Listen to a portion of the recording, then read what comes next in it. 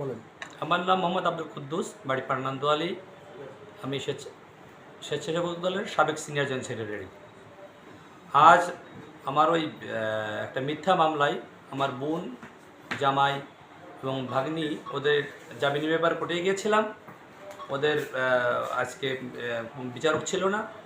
যখন ওদেরকে নিয়ে বেরোয় আসতেছি তখন এই মামলার যিনি তত্ত্বাবধায়ক বাদী পক্ষের লোক অতর্কিতভাবে আমার লোক পিছন থেকে রড দিয়ে মানে হামলা করে। আমি মাথা কাট করাতে আমার এখানে একটা আঘাত লাগে, পরবর্তী টাইমে আমার মাথায় আঘাত লাগে। তার নাম হচ্ছে লিটন, মোহাম্মদ লিটন, বাড়ি পার্নান্দোয়ালি। সে ইতিপূর্বে সে হলো আওয়ামী লীগ করে। সে ইতিপূর্বে ওই রাষ্ট্রদ্রোহ মামলায় জেলে ছিল, যেটা ওই যে চিংড়ি মাছের ভিতরে জেল ঢুকায় আর কি। হ্যাঁ, তার সে তার এলাকা, তার অতিষ্ঠে এলাকায় পার্নান্দোয়ালি এলাকায় বসবাস করা থাকে।